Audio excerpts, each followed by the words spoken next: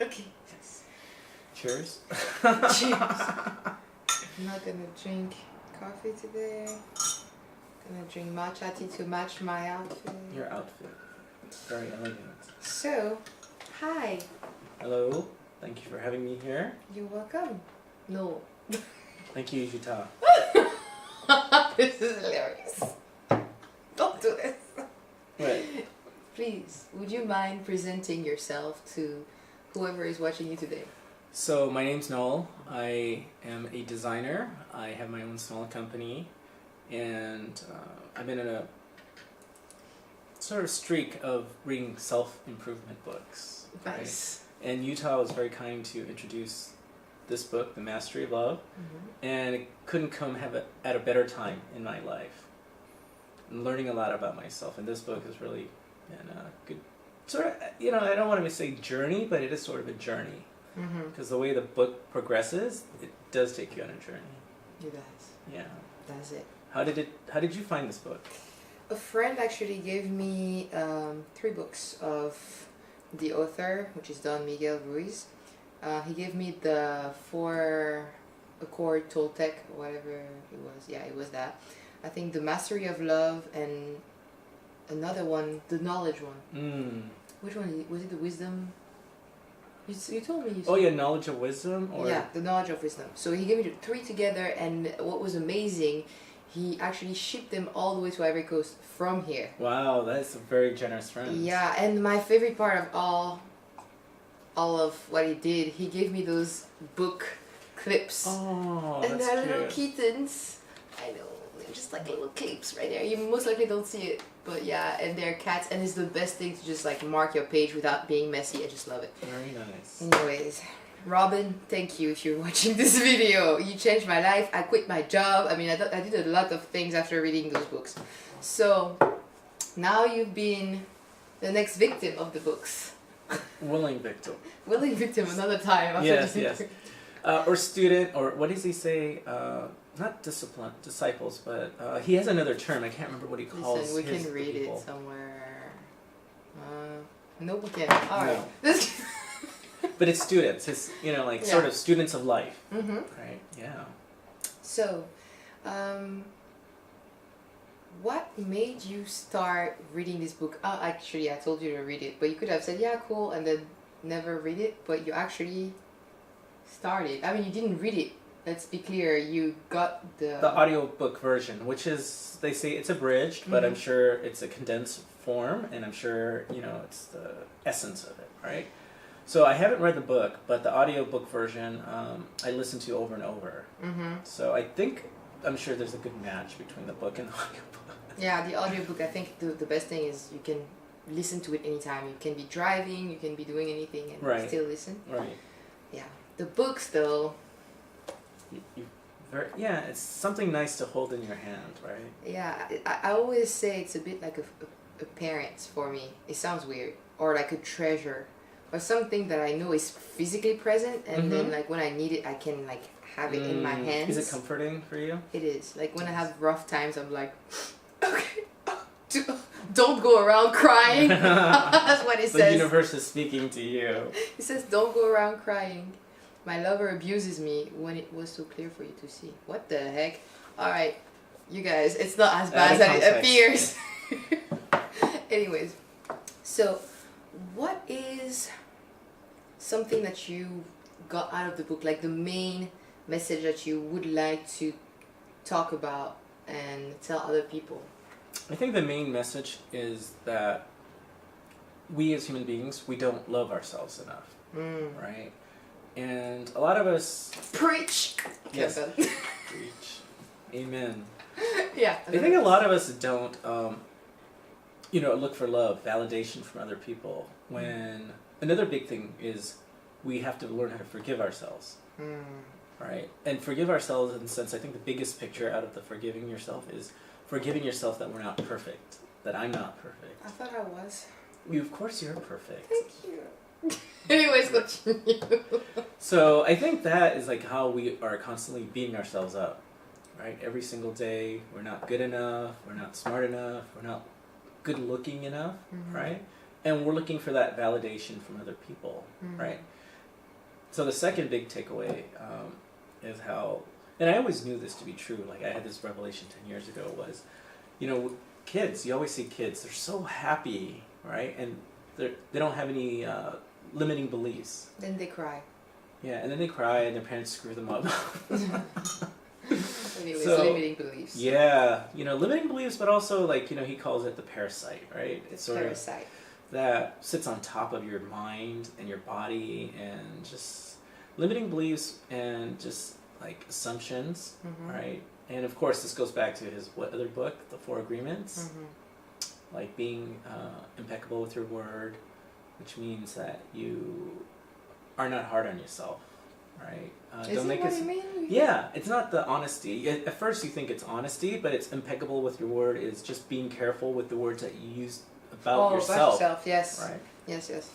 What's the other one? Don't make assumptions, don't take things personally, and do your best. So it's very interesting that the book, for me, didn't really talk too much about the Four Agreements. Of course, it's between the lines, right? So those were the big things for me. Those, like, it made me interested in the other book, that I bought sort of a sister book to the Four Agreements that talked about it. Oh, so it's not the Four Agreements. Yeah, I got the Knowledge of Wisdom or something that like talks about it. The Four Agreements. All right, that's another. I got it though. I got you. Nice. Cool. Well, what's the takeaway for you? Like, what was the biggest takeaway? I think what you just said. I feel like we as human beings do not appreciate ourselves as much as we should. And we're not aware of everything that makes us us. Yeah.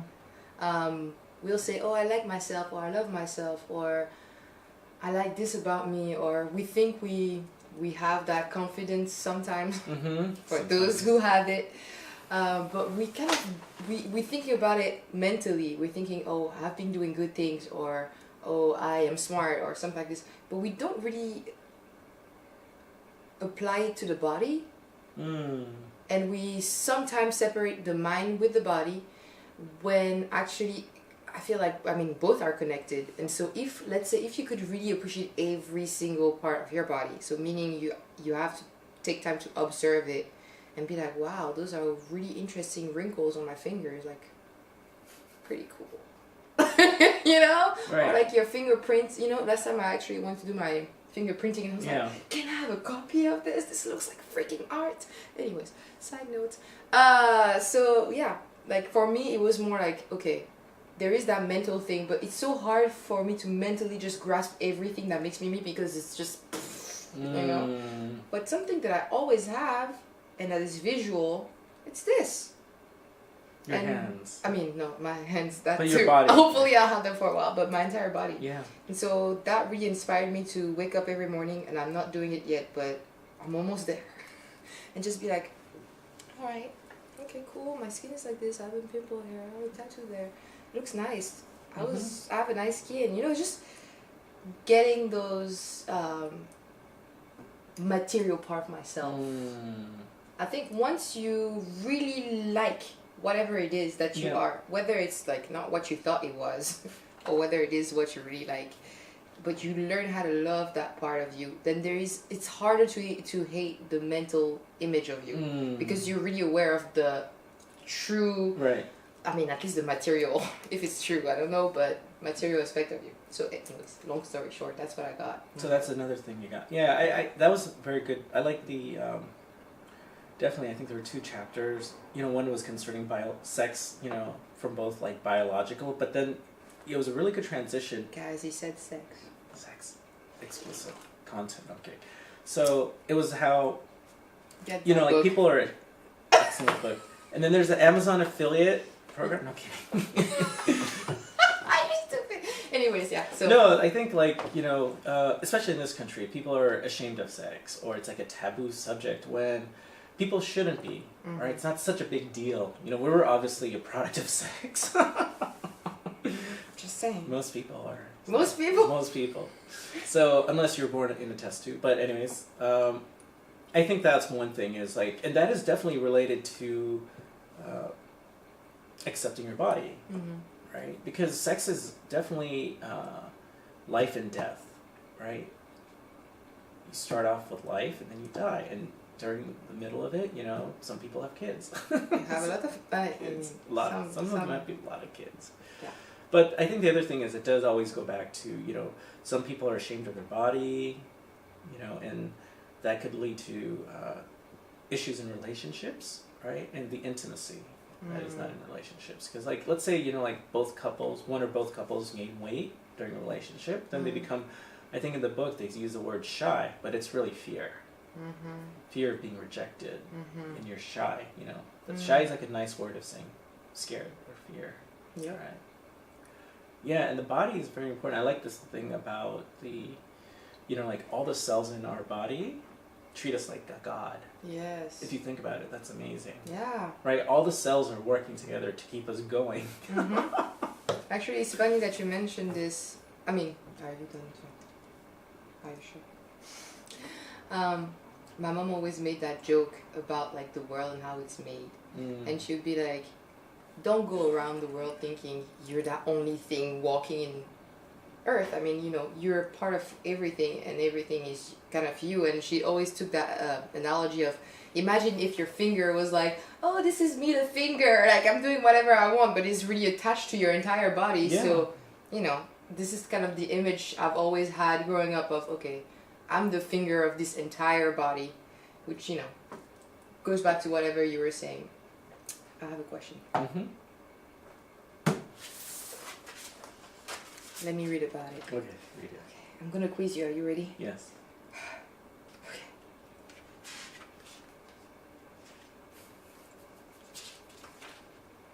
The healing part, it's chapter 11. It's called Healing the Emotional Body. Do you remember what were the 3 rules about that? I put it on my Instagram. Okay, don't believe me. Don't believe yourself. Don't believe others. Yes. Yes. And that is all. Okay, so the book is definitely chock full of very, very strong points, right? And that is also another good takeaway is, and I think this goes back to the assumptions, right, from the 4 agreements, because we make a lot of assumptions, right? And that is the beliefs that we have of what we think is true, right? And the lies, you know, what is not true is a lie, right? And the lies that we create in our head based on things we think we know, but they're really, you know, lies, especially the lies about myself, right? Each person is always telling a lie, I'm not good enough, I'm not smart enough, right? And also making up lies about other people, right? And that creates the anger and problems in relationships. So when I first saw it, I didn't quite get it, but you definitely, because it's the end of the book, you have to read the beginning and the middle, and then it finally, you know, builds up to that point. So I think that is really an interesting concept. And yeah, because I think that goes back to also dreaming, right? We all live in our dreams. Each one of us lives in our dreams. And to a certain extent, he didn't say respect other people's dreams, but you kind of have to, right? Because I think we all, as human beings, we get upset when people don't do what we want. Maybe I do. Yes. So, you know, when people don't play our game or dream like us, we're like, why don't you do this? You know, like, why won't you, you know, spend time with me? Why won't you love me? Why won't you give me gifts, right? But I think the more that I think about it... Especially that last part. The gifts. Why won't you give me gifts? Jewelry accepted? No. No jewelry? Only traveling. So she doesn't want diamonds, people. Come on, I only want one. Just one large diamond. But going back to it, yeah, I think it's important to ask yourself questions, right? Whether things are true or not. But I think the other important thing, as he was saying, is that truth is always relative, or truth is always changing, right? And this, I think, still ties back to the dimensions of people, right? Because a lot of us don't realize, you know, when we criticize other people that we're being hypocritical. So what you're saying about other people are true. You know, like, they may be hypocrites, but you have this belief that you're not a hypocrite, right? And that's a lie. Because we're all hypocritical. You know, I can, like, I've noticed that in people more recently, that they have a very strong belief, judgmental. You know, I'm a ENFJ, very judgmental, and I'm very judgmental of other people. He's an ENFJ. I don't think everybody knows what it means, but it's alright. Extroverted, intuitive, feeling. Oh yeah. Yeah, judgmental. So that's the Myers-Briggs personality. Yes. Right. So. I think I'm the opposite. Oh no, ENFP. Yeah. I'm about the same as you. Oh, by the way, like, okay, finish what you have to say. No, so I'm done. You're done. By the way, we just discovered that we have the same birthday. So, February 13th. Yes. Presents. Gifts. Hint. Okay. I did it twice, I said. Anyways, alrighty. Then I had a question because I recently, how can I say this? I recently fell in love. And it was kind of obsessive to a certain degree. Like, it was just like, oh my god, what the fuck? Sorry, oops, blip. And then I kind of associated with something and told somebody, and they were like, no, this is not the same thing, this is love. And I'm like, it's the same thing as addiction. Love is, when you take it the wrong way, it can become an addiction. You can just like go after it and then just like be a little bit, just work yourself up and just... It is definitely an addiction. Yeah, I feel like an addict. You just go and watch pictures and you just go and look if there's a message. And then, so I told the person, because the person was like, no, this is not like an addiction. You're just falling in love. It's normal. I'm like, no. When you fall in love, what do you think is the difference between true love in your dream and a love that is kind of based on fear? I like the way the concept of the book is that, you know, people, like a healthy relationship, right, is one where both people love themselves more, right, than the other person necessarily, right? But that's that sort of healthy type of relationship where each person works on themselves constantly. Yes. Right? And then the two parties, of course, team up. It's a team, right? They do talk a little bit about team, right? That they build a future together and with each other, but each person is constantly working on themselves, right? And I think sort of the, like, it's not to say like you don't feel love, right? But like maybe in some ways it's possibly, some people say infatuation, right? When the, is it fair to say like if love is not reciprocated, as much as you love them, they don't love you as much, you know? So.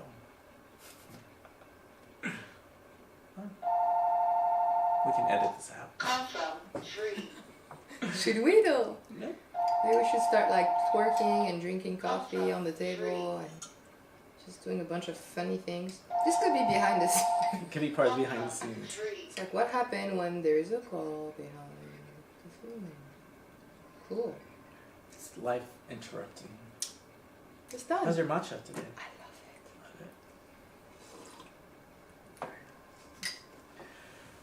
it. So, Which I think it's hard to tell other people, oh, that's not love, right? Because it's not fair, right? Because you feel a certain way, and that word is important, and it comes out for you when you feel like, you know, you're in love. There's a part of the book where, you know, there's two parts. There's the part of the, there is a part of the book where the man who doesn't believe in love, right? Like he's an old cranky guy, and says there's no such thing as love, and then he gives a parable of, you know, love is like a drug. Like for a lot of relationships, there's a drug dealer. Yes. Right? The person who possibly loves the other person less, and the person who really likes and loves the other person more is the addict. All right? And sometimes it comes into you're so transparent, honest, with too much, no kidding.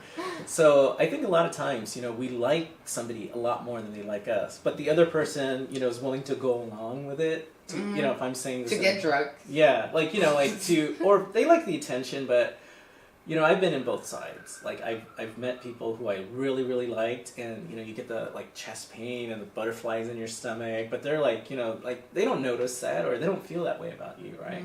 Or I've been at the other side where I know somebody likes me a lot, right? And then you don't want to egg them on. Does that make sense? You know, so I think it's tough because I think, again, this goes back to our dreams. Each one of us is living in our own dream, right? And I think the important thing is to respect their dream as well, right? And, of course, respect them as a human being. And just to remember that we're going to use a dream as the analogy. And maybe this is just true. It is just a plain, simple dream. But, like, to remember that you're in your own dream and they're in their own dream. Yeah. And so that you cannot really say, hey, he did this because of me or to do something against me, because you are not even in the same reality most of the time. I mean, it's kind of scary to think about it. So then maybe when you come as a team as a couple, then you're creating now another dream. Yeah, together. Shared dream. It's like I have my dream, you have your dream, we're sharing that new dream, but we still have our own dreams, and it's just tricky to think about it that way. Well, for sure, we all have our own thoughts, right? And thoughts, decision-making process. And, you know, even I think in the best of relationships, right? Like, it can go easily downhill. Like, you know, just like a snap of the finger, bad decision. Things can go downhill. So, I think it's important to realize, like, and respect that everybody is their own person. And we can't change them. That's the other thing, right? We can't change people. They have to want to change themselves. It's not necessarily in the book, but I think the only thing we can do is work on ourselves, right? It always goes back, like a mantra, work on yourself, love yourself, you know, like focus on yourself. You are the change in the world. Right? Focus on your hands, guys. Just love your hand a lot, then maybe start walking uphill to your arms. Yeah. Anyways, so on that note, we were having a mini discussion, I don't know if that's mini at that point, it's been an hour, I'm joking, about this book called The Mastery of Love by Don Miguel Ruiz. I knew I was about He's to say. a surgeon. He is. Yeah, and he had a bad car accident or something, and that, you know, that usually changes your life, right? There's his picture in the back. Yeah. So yeah, that changes your life. Yeah. And yeah. You should definitely maybe have a look at it, or read it a little bit, not just look at it, or listen to it, audiobook. Yes, audiobook. I kind of found the first part of the book is kind of fluffy, right? But then like the ending, like the second half of the book is where it's like bam, you know, that's where the hardcore stuff really makes you question things. Yeah, right? But I mean, throughout the book, go for it. No, that's it. Yeah. Throughout the book, it has points that will keep you wanting to read. Like, it's not like fluffy. He does have like a very direct and conversational style of writing. It's as if he's speaking to you. He's not like very tidy about what he's doing. He's just repeating things and saying it as if it was your dad a little bit. Not totally, but yeah. But he will say little gems every other page that keeps you wanting, like, oh, okay, actually that's great, you know, the pizza thing where it's like magical kitchen. Yeah, the magical kitchen where it's like, oh, you know, imagine you already have so much food in your house and someone comes at the door and is like, hey, if you do this for me, I'll give you that pizza. You're like, bro, I'm sorry. See ya. If you love yourself enough. Yeah, that's, anyways, you have to read it. We're not going to talk about everything in the book, or we're going to just stay here. Not too many spoilers. Yes. Yeah, but so I definitely recommend it and just stick with it. So on that, I'll let you just finish with whatever you did not share, whatever you want to get across from this interview, and that will be that. So I think for the book, I really do recommend it, and I sort of want to recommend people do read the book, but ultimately, even if you don't get the book, is to always work on yourself, to be not just like the cliche better person, right?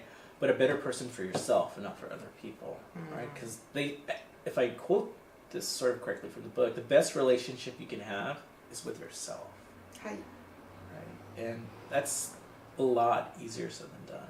It is. right? And the book will help you sort of, not necessarily actionable practical steps, but it is very practical and written in a very easy to understand practical language. So go for it. On that note, you have to remember everything he just said, so you have to remember to like yourself, and that's really hard when you don't have the right surrounding. So surround yourself with people that remind you, because we all forget, you know, that's why you have friends that tell you.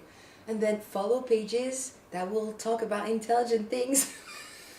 Like Therefore I Think. On Instagram. We're talking about that page, you know, that page you're looking at right now. Anyways, follow, share if you want to. No, you just have to share. And on that note, thank you so much, Noel, for being my first guinea pig and being always